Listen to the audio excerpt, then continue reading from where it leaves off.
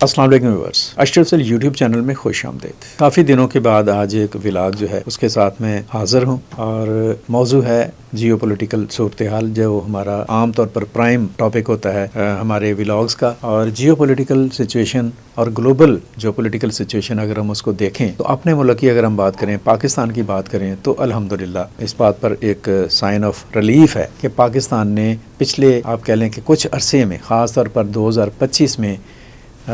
Diplomatic اور political جو circles ہیں اس خطے کے اور دنیا کے، ان میں اپنا وقار، اپنا نام، اپنا تشخص جو ہے اس میں اضافہ کیا ہے۔ اور یہ بات میں نہیں کہہ رہا، یہ بات دنیا بھر کے جو معتبر ذرائع ابلاغ ہیں، بڑے بڑے جو میڈیا ہاؤسز ہیں یا اخبارات ہیں یا جسے کہہ لیں کہ میگزینز ہیں یا انالیسز کرنے والے جو ادارے ہیں، انہوں نے کہا اور اس بات کا اعتراف دنیا میں کیا جا رہا ہے کہ پاکستان نے نہ صرف یہ کہ دفاعی میدان میں، جنگی میدان میں 7 سے 10 مئی کے دوران انڈیا جیسے بڑے اور جارح ملک کو منہ توڑ جواب دیا اور اس کو گھٹنوں کے بل کرنے پر ہونے پہ مجبور کر دیا، بلکہ پاکستان نے اکانومی میں، پولیٹیکل معاملات میں اور دنیا کے مختلف ملکوں کے ساتھ پاکستان کے تعلقات اور دنیا کے مختلف ملکوں کے درمیان جو تعلقات میں کہہ لیں کہ بہتری ہے، اس کے لیے کام کی اور بہت سکسیسفل پاکستان نے اس کے حوالے سے موو کی۔ خاص طور پر یہ دیکھا گیا بڑی کلیئرٹی کے ساتھ، بڑا ایک آپ کہہ لیں کہ شفافیت کے ساتھ یہ چیز کھل کر سامنے آئی کہ پاکستان اور امریکہ کے تعلقات جو کچھ ماہ پہلے تک ایک سرد مہری کا شکار تھے، بلکہ کھنچاؤ کا شکار تھے، ایک تلخی تھی دونوں کے تعلقات میں، اور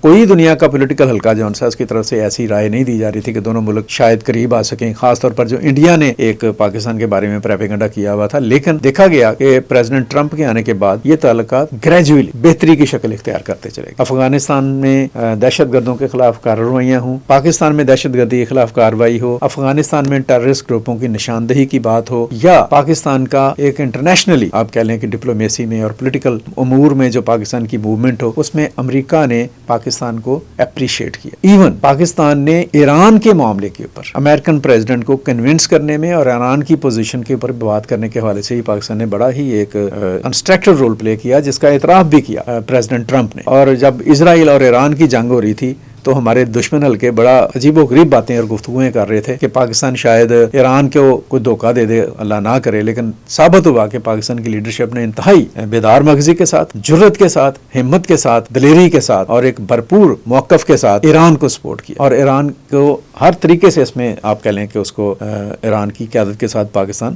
کھڑا ہوا دکھائی دیا۔ اگرچہ ان دنوں میں ایران کے حالات بڑے مخدوش ہیں، انٹرنل ایشوز، وہ اس کے انٹرنل ایشوز ہیں، دنیا کے کسی ملک کو حق نہیں پہنچتا کہ ایران یا دنیا کے کسی ملک کے داخلی معاملات میں غلط قسم کی مداخلت کرے یا ان کو اور ڈسٹرب کرنے کی کوشش کرے، اس پر الگ سے ہم بات کریں گے۔ لیکن پاکستان نے امیزنگلی ایران اور اسرائیل کے حوالے سے جو معاملات تھے اس میں ایک بہت ہی منصفانہ اور بڑا دلیرانہ کردار ادا کیا۔ پاکستان کے لیے جو ایک مسئلہ شروع دن سے یہ ہے وہ ہے افغانستان اور افغانستان سے آنے والے دہشت گرد۔ اس حوالے سے ہی پاکستان نے بہت پازیٹیولی ایکٹیولی ایک اپنا رول پلے کیا۔ افغانستان میں جو دہشت گرد عناصر ہیں ان کو بے نقاب کرنے میں اور دہشت گرد عناصر کے خلاف کارروائیوں میں ناکام پالیسیوں کی جو افغان عبوری حکومت کی جو پرفارمنس ہے اس کے اوپر بھی پاکستان نے کھل کر بات۔ پاکستان نے افغانستان کے ساتھ مذاکرات بھی کیے، دوحہ میں مذاکرات ہوئے، 2 مذاکراتوں کے دور جو ان سے ہیں وہ ترکیہ میں ہوئے، پھر جسے کہہ لیں کہ ایون سعودی عرب میں مذاکرات ہوئے۔ لیکن وہی والی بات ہے کہ ڈھاک کے 3 پات، افغان طالبان کے اوپر ان مذاکرات کا ابھی تک کوئی پازیٹیو اثر ہوتا دکھائی نہیں دے رہا۔ لیکن میں نے پچھلے دنوں میں ایک بات کہی تھی، اب بھی کہہ رہا ہوں کہ جس دن سے یو اے ای کے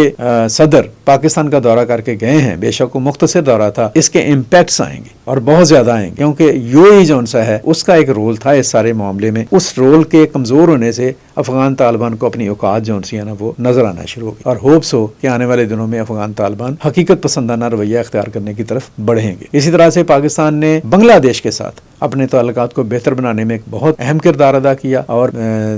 2024 میں جیسے آپ کہہ لیں کہ اب 1.5 سال ہو گیا، 2024 میں جو معاملات ہوئے بنگلہ دیش میں اور ایک عوامی انقلاب آیا، نوجوانوں کی تحریک آئی، جس کا بنیادی ماٹو ہی بنگلہ دیش کے امیج اور خود مختاری کو دنیا کے سامنے پیش کرنا تھا اور یہ بتانا تھا کہ we are not a puppet of Indian governments یا انڈین رولرز۔ وہ بنگلہ دیش نے ناٹ اونلی پروو کیا بلکہ اس کو گریجولی مضبوط بھی کیا۔ دیکھا گیا اور دیکھا جا رہا ہے کہ اس دوران پاکستان، چین، امریکہ کے بنگلہ دیش کے ساتھ تعلقات بہتر ہوئے، پاکستان کے ساتھ بنگلہ دیش کے آپ کہہ لیں کہ عسکری گراؤنڈز کے اوپر تعلقات بنے لمبے عرصے کے بعد، معاشی بنیادوں پر تعلقات بڑھے، سفارتی بنیادوں پر تعلقات بڑھے، ثقافتی بنیادوں پر تعلقات بڑھے، سماجی حوالے سے تعلقات بڑھے، تجارتی تعلقات میں اضافہ ہوا، اور آج یہ دونوں ملک جو سے ابھی ریسنٹ جو خبر ہے کہ دونوں ملکوں کی جو فلائٹس ہیں ایک دوسرے کے ملک میں اب آنا جانا شروع ہو جائیں گے براہ راست. تو یہ سکسیس سٹوری ہے پاکستان کی. اور اس کے ساتھ ساتھ سعودی عرب کے ساتھ دفاعی معاہدہ، مصر کے ساتھ تعلقات، ترکی کے ساتھ تعلقات، چین کے ساتھ تعلقات، UAE کے ساتھ تعلقات اور دیگر ممالک کے ساتھ تعلقات میں سفارتکاری میں پاکستان کے سفارتکاروں نے اور سیاسی آپ کہہ لیں دانش نے